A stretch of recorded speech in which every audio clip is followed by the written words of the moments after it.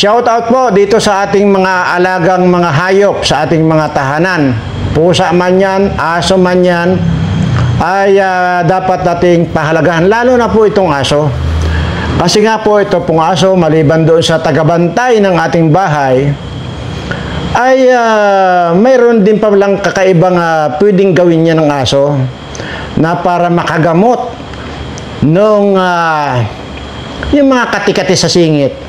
Kagaya nga lamang po nung ating brinodcast niyang kahapon na itong si Lucaret ay nagpa-yug-yug sa aso. Kaya mahalin po natin yung ating mga aso dahil sabi ko nga, hindi lamang bantay, nakakagamot din po pala ng libog ng mga baliw. Ayan, wala na yata makuhang tao. Ay, ayun, pati aso, pinagtripan. At sa totoo lang po, nung aking inisip-isip, noon po bang hearing dyan sa Kongreso dati at saka dyan sa Senado, na kung saan ay, di ba sobrang kahihiyan yung inabot ni De Lima noong hearing dyan dahil ito po ay pumatol sa mga bodyguard niya, driver niya. So, di ba't ang reaksyon ng mga tao doon, ito na yata yung taong pinakamalibog dito sa mundo. Dahil imaginin mo, lahat ng bodyguard niya, lahat ng driver niya, pinapatos niya. Pero at least itong kay De Lima, tao itong pinatos niya. Hindi kagaya nitong si Lucaret, na akala mo, kung nagsasalita parang pagong, ay aso. Kaya nako, saludo po ako dyan sa mga bulldog naman yung mga aso, sa mga kinain. Yan po pala ay kapaki-pakinabang dito sa mga makakatiang ewan ko na sa inyo. Anyway, ayan po, at ang topic nga po natin ay ito pong si Martin Romualdez ay hindi na po makahinga sa dami ng kasong kinakaharap nito. Hindi na makahinga. Pero ang tanong ko lamang po sana sa inyo mga kapulisan at mga kasundaluhan, sino nga ba itong si Martin Romualdez? Hindi po ba ito ay isang congressman lang? So ibig sabihin, kung ako ay papasok bilang congressman, pwede na pala ako magnakaw ng magnakaw at pababayaan nyo na ako magnakaw ng magnakaw at ubusin ko ang pera ng bayan? Ganun po ba? Sino ba yung animal na yan? Bakit hindi natin malatigo yung mga ganyang tao? Nakakabit lang po sa kanya yung posisyon ng congressman.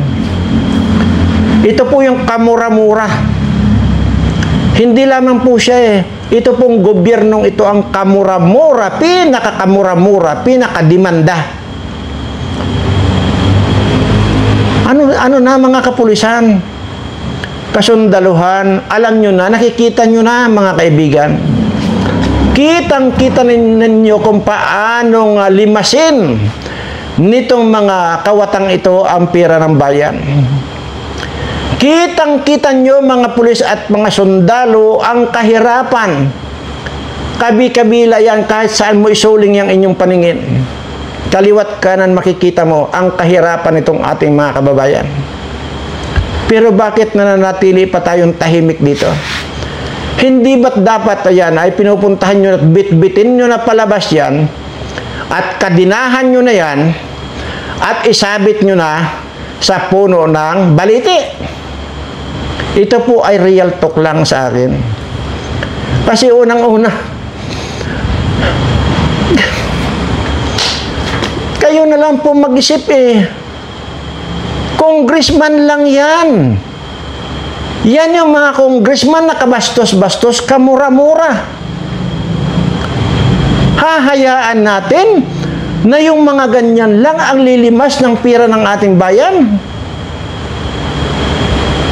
Ganun po ba ang gusto natin mangyari sa ating bayan? Malimas at mawala ng matira para dito sa ating mga mahihirap na kababayan? Mag-isip po tayo. Ha?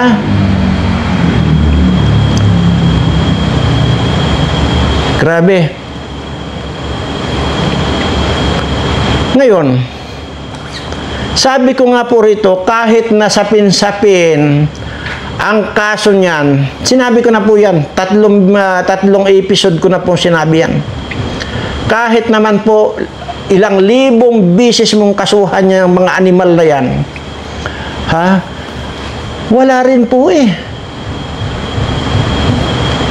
Tuloy pa rin po yung kanilang pagnanakaw. Anong gagawin natin dyan?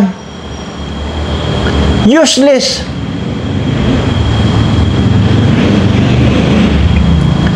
Wala na pong solusyon.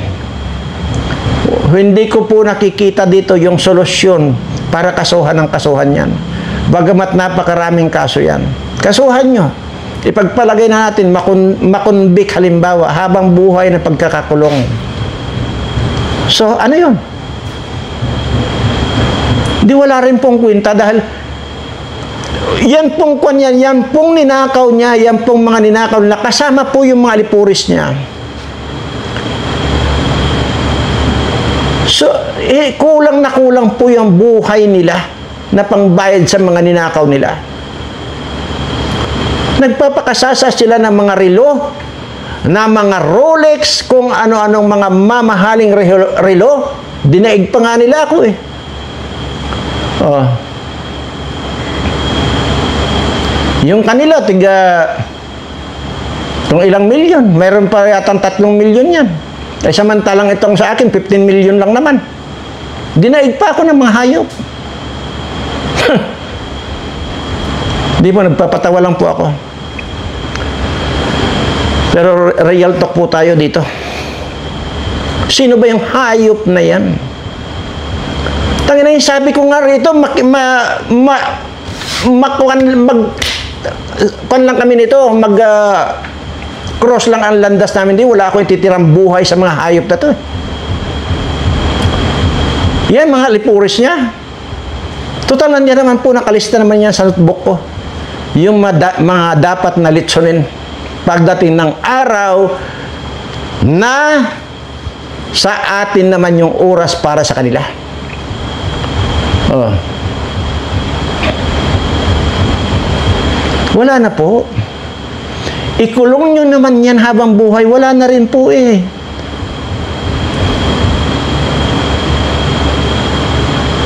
Kaya nga may posibilidad pa rin talaga yan. Kahit ikulong nyo, may posibilidad dyan na makakalaya lang din po yan sa dami ng pira. Ay hindi naman po natin, hindi naman po tayo nakakasiguro rito kung yung mga judge dyan, alam naman po natin yan na marami rin po dyan ang mga sindikato. Ito lang po at ipapakuan ko lang po sa inyo, papanood ko lang po sa inyo yung tungkol po sa patong-patong na kaso na nito. Kasi nga po ay wala eh. Yan.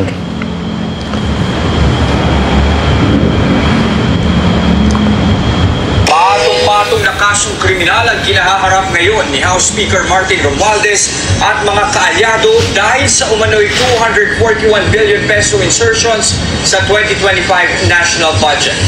12 counts ng falsification of legislative documents at paglabag sa Anti-Graft and Corrupt Practices Act sa Ombudsman ang inihain ni dating Speaker na si Pantaleon Alvarez kasamang Citizens Crime Watch at iba pang individual.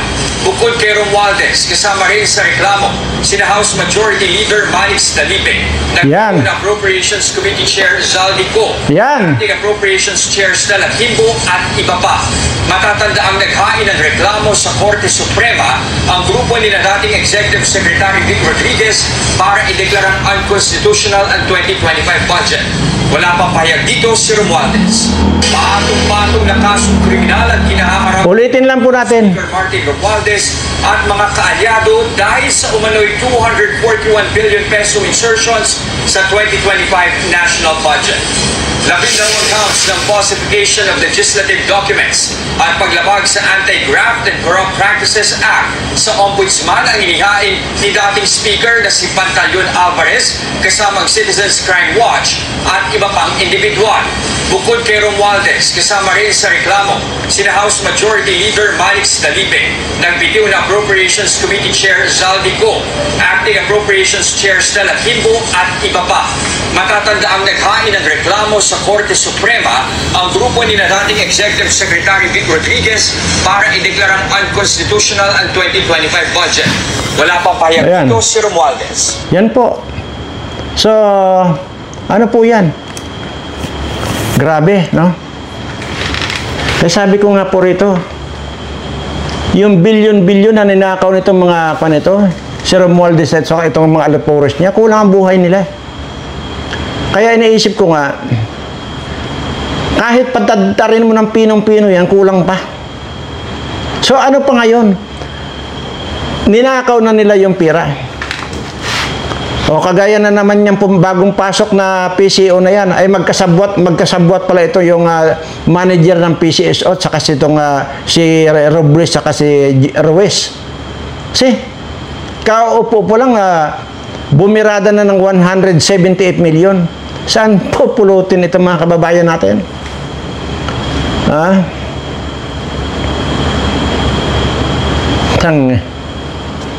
Grabe. Lord, sana bigyan mo ako ng pagkakataon na mag-cross ang landas namin dito. Kahit na isa, dalawa, tatlong mga kawatang ito, mag-cross lang ang landas namin. Ipaubaya po sa akin at talagang sinasabi ko rito, hindi ko pati kaluluwa nito paghiwalayin ko sa katawan nila. Kadami-dami nating mga kababayan ang hirap na hirap sa buhay. Kadami-dami nating mga kababayan ang walang makain.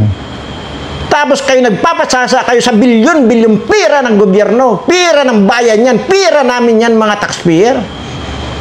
Bullshit kayo. Wala na kayong ginawa kundi magnakaw ng mga hayop kayo. Mga hayop na kayo.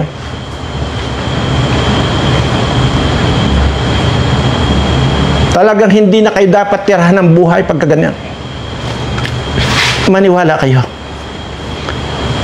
Lord, bigyan mo lang ako ng pagkakataon na mag-cross ang landas namin ito para kahit na isa hanggang 3 man lang sana ang magkataon na mag-cross ang landas namin, yung maipakita ko lang dito kung paano kung balatan itong mga ito. Bullshit kayong lahat. Talagang wala na. Ngayon pa, namimiligro pa ngayon ng Pilipinas. Tandaan ninyo. Bakit namimiligro ang Pilipinas? Baka gawin din ni Trump ito yung ginawa niya kay Zelensky na bastos. Baka biglang iiwan itong Pilipinas na ito. Pag iniwan ni Trump itong Pilipinas na ito, susugurin na tayo ng China. Wala na. Kaya itong mga ito, sa totoo lang, may mga bahay na sa abroad itong mga hayop na to.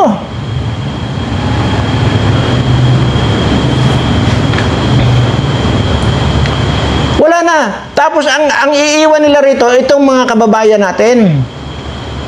Wala na nga makain, may gira pa.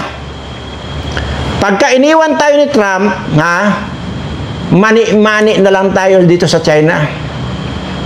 Tandaan ninyo yan. Bakit? Ano bang posibilidad na iiwan tayo ng Amerika? Una, kakampi ni Trump ang China. For your information. Hindi lang yan. Kakampi rin ni Trump itong Russia na gumira sa Ukraine. Pag iniwan tayo nito, kaya nga tawang-tawa si Vladimir Putin na ngayon dahil iniwan na nga ni Trump itong Ukraine. So ibig sabihin, akumpahan na ni kanyan ni Putin. Pag iniwan tayo ng Amerika, wala na.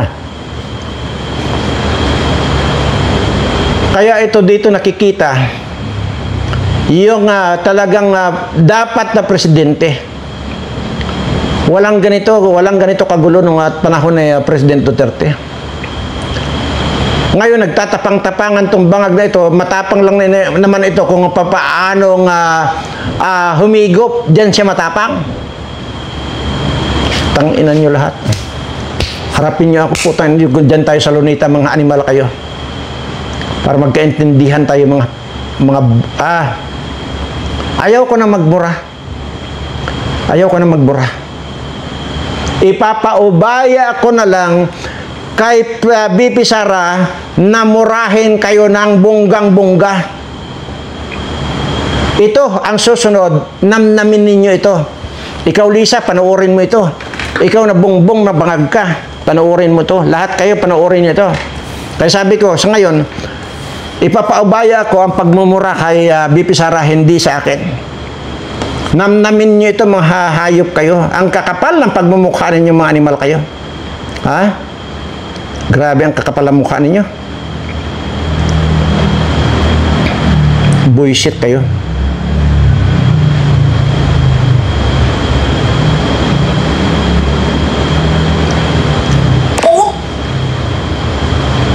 Ayan. Ang ina ninyong lahat. Lisa Marcos.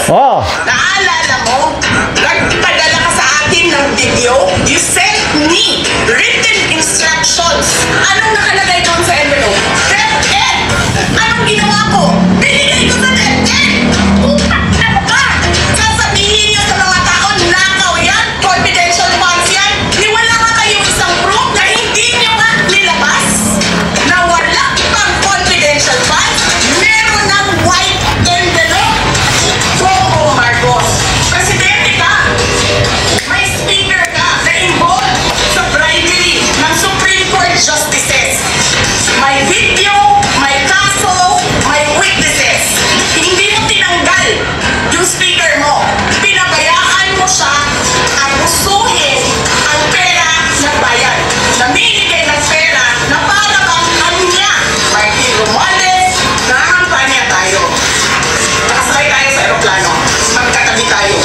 Rereklamo ka kung ang ina ka, walang pera. Kasi, ano sabi mo? Iom-om. Ni Lisa Marcos o ni BBM ang kwarta. Reklamo ka ng reklamo sa akin. Ano sinabi ko sa'yo? Huwag ka mag-alala. Lahat ng gusto tumulong sa akin, ipapadala ko sa iyo. Kunin mo lahat. Wala ka ng pera. Sabi mo sa akin, okay lang. Pag nanalo kayo, babawiin ko lahat yan. Buong akala ko, babawiin mo sa negosyo mo. Legitimate businessman ka naman eh. Mina, pagsira sa kalikasan, media, tanggap ka sa pogo. Naalis niyo lahat ng kompetisyon ninyo. Naiiwan ang pogo mo. Ang nagsasabi pa, tumatanggap ka sa smuggling, sa droga. Tapos kuha ka sa National Treasury. Akin ito, akin ito. Babawiin ko lahat. Masakit sa akin, Martin. Hindi yung pagsira ng pangalan ko. Ang masakit sa akin, maalis mo man ako sa presidential race, hindi pa rin ikaw ang presidente. Kinina mo. Walang buboto sa'yo. Please lang. Wala. Hindi ka nga dumadaan ng contest eh. Kasi wala kang kalaban sa Tacloban. There is nothing in you except for money. Yan lang. Martin, harapin mo yung katotohanan. Walang walang bumoto sa'yo. Senador man, Vice President man, President man, walang bumoto sa'yo. Hindi ko nga alam kung mananalo ka pa ngayon sa Tacloban eh. Malamang hindi na. Kasi, wag na na. Hindi ka dumadaan sa audit. Milyon-milyon, buwan-buwan, certification lang ng congressman. Alam nyo, bakit alam ko? Kasi may email ako.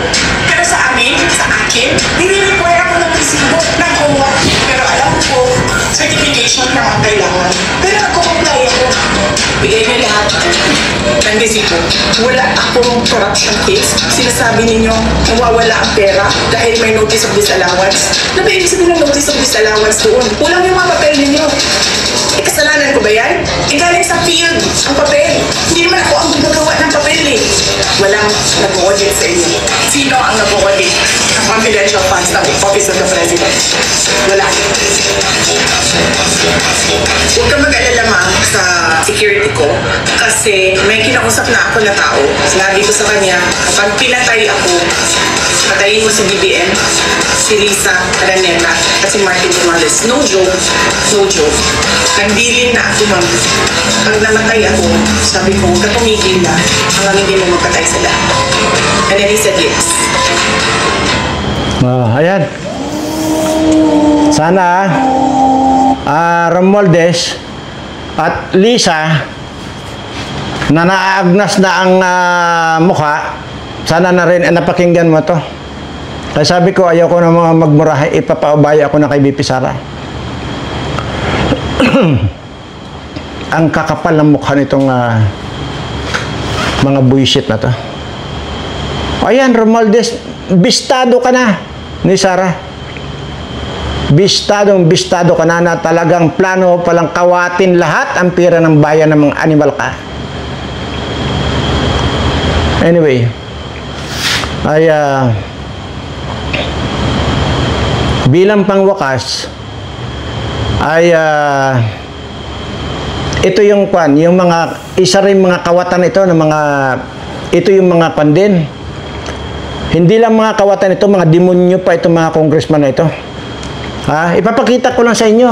Lalo nitong Fernandez na ito at saka itong si buisit na ito, si NPA, ito si Kimbo, at saka yung si Nograles, at saka itong si Kwan, yung itinago niya yung asawa niya dahil ng rape.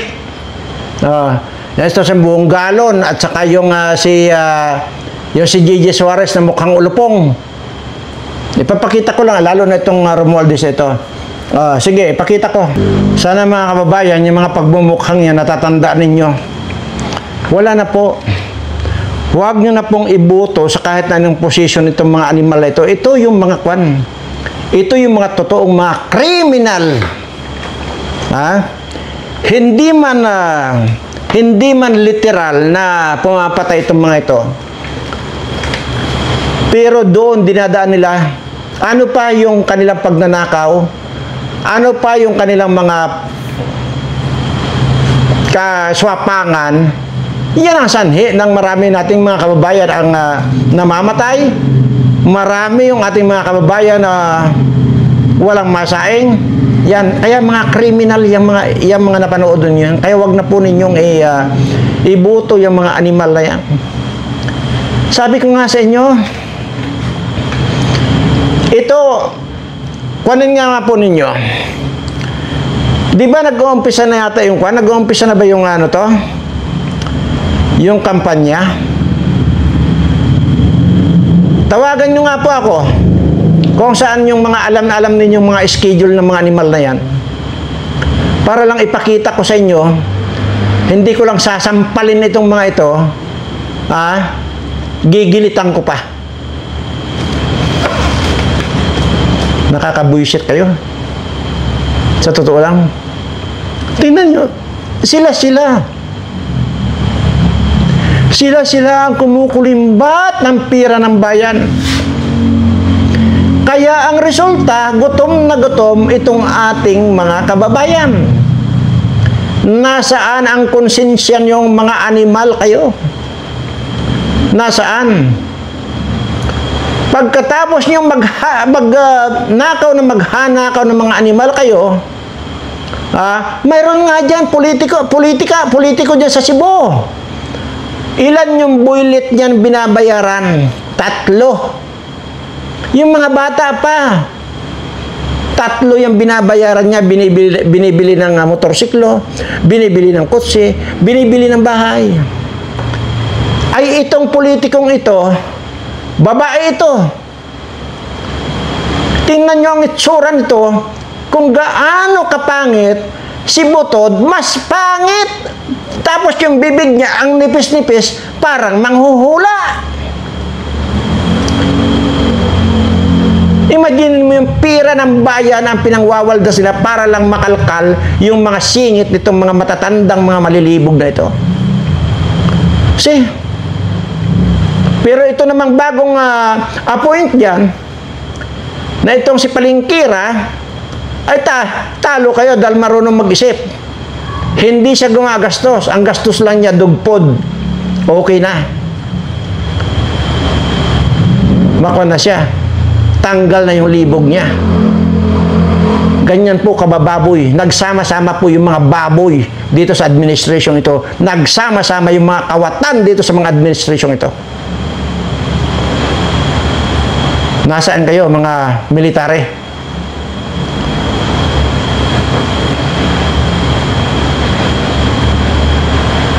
Huwag nyo nang intindihin ang magiging kapalaran nyo.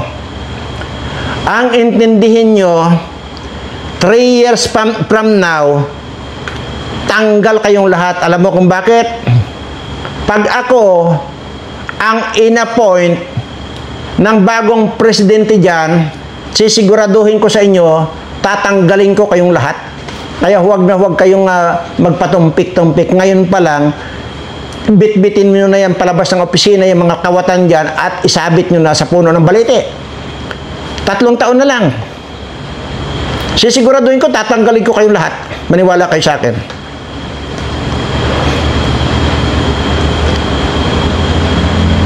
Aakupahan ko ang 2 posisyon para mayroon akong power na pagtatanggalin ko kayong lahat.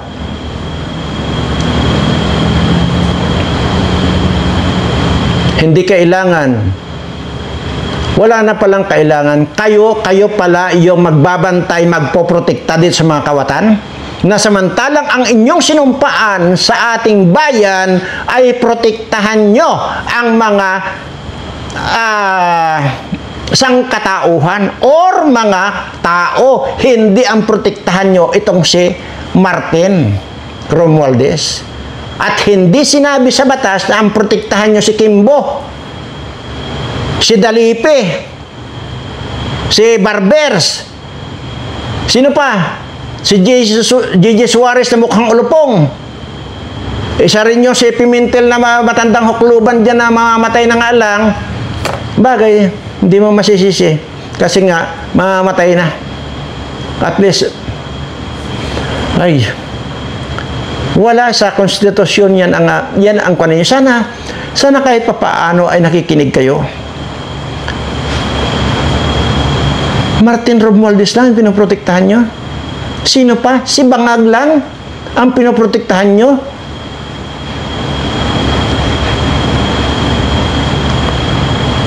Na kahit na pinagnanakawan na kayo,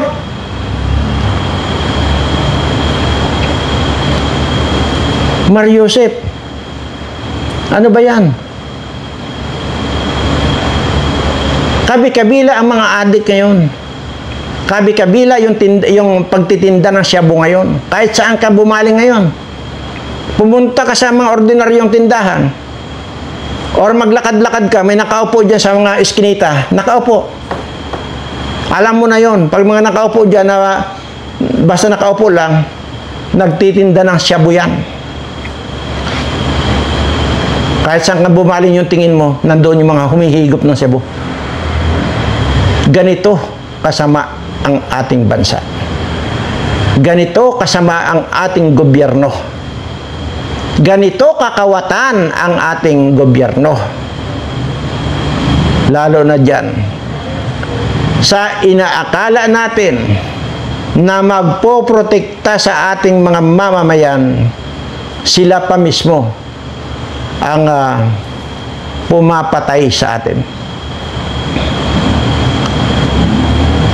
Again, mga kapulisan, kaya niyong sikmurain yung inyong kabaro